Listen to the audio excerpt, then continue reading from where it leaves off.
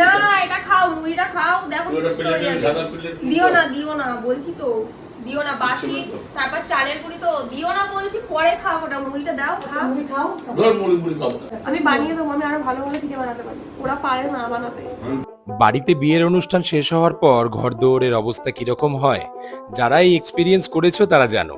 ঘরদোর পুরো অগোছালো, আর বিয়ের পর ঘরদোর নতুন করে এই গোছাতে হয়। আমি আগেই গুছিয়ে রাখবো বলেছিলাম, কিন্তু ও বলল ও আসার পর সব কিছু গোছাবে। তাই দুজন মিলে আজকে শুরু করেছি ঘর গোছানোর কাজ। বিয়েতে প্রচুর গিফট পেয়েছি, তার মধ্যে এই গিফটটা আমার বেস্ট লেগেছে। আমারই একটা পাড়ার বন্ধুদের গ্রুপ এই ফটো ফ্রেমটা দিয়েছে। রাধাকৃষ্ণর এই ফটো ফ্রেমটা সামনে থেকে দেখলে তোমরা প্রেমে পড়ে যাবে। আর ওইদিকে ম্যাডাম নতুন ফুচকার দোকান দিয়েছে, পুরো একদম অভিজ্ঞ ফুচকাওয়ালার মতন টক জল নাড়িয়ে ফুচকা চুবিয়ে ফুচকা সার্ভ করছে। আর ফুচকা দেওয়ার স্পিড কি, একটা ফুচকা শেষ হতে পারছে না বাবু আরেকটা ফুচকা দিয়ে দিচ্ছে। আগে দিয়ে সব আলু নিয়ে ফুচকায় ঢুকিয়ে রেখেছিল। আর লাগবে না। তুমি কি করছে?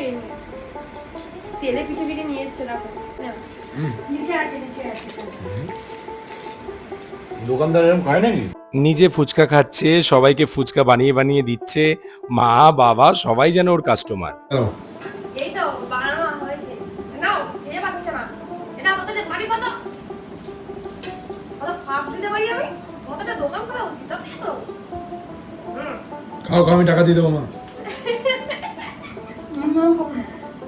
তারপর আর কি, ফুচকার দোকান বন্ধ করে এবার ঘর গোছানো শুরু। সব জিনিসপত্র একাই গুছিয়েছে, আমি ওই হাতে হাতে দিয়ে দিচ্ছিলাম আর কি। এদিকে বাপুও খুব এক্সপার্ট, নিজের মতন করে ঘরটা পুরো গুছিয়ে নিয়েছে। এবার ঘরটা একটু আস্তে আস্তে ফাঁকা ফাঁকা লাগছে, একটু গোছগাছ লাগছে আর কি। ব্যাচেলার ছেলের ঘর এতদিন যেরকম থাকে, আস্তে আস্তে বউ আসলে সব চেঞ্জ হয়ে যায়। বিয়েতেই ঘড়িটা পেয়েছি, কোন দেওয়ালে লাগাবো বুঝেই উঠতে পারছি না। বাস্তু দিক সবকিছু দেখে নাকি ঘড়ি লাগাতে হয়, এগুলো তো আমার আগে জানা ছিল না। এই প্রথম আমার ঘরে আমার ছাড়া অন্য কারোর ফটো পড়লো। ফটোটা দেওয়ালে খুব সুন্দর লাগছে। আর এই ফটোটা দিয়েছে আমার এক শালি, ওর নামও পূজা। ফটোটা বিয়ের পরের দিনই বাঁধিয়েও নিয়ে চলে এসছে। তারপরে ম্যাডাম দেখি বাবা মার ফটোগুলো নিয়েও মোছা শুরু করেছে। আস্তে আস্তে বুঝতে পারছি এই হয় সাংসারিক জীবন। যাই হোক, সবকিছু গোছানোর পর ঘরটা কিরকম লাগছে একদিন না হয় ভিডিও করে দেব। আজ এটুকুই থাক, দেখা হচ্ছে পরের ভিডিওতে। টাটা।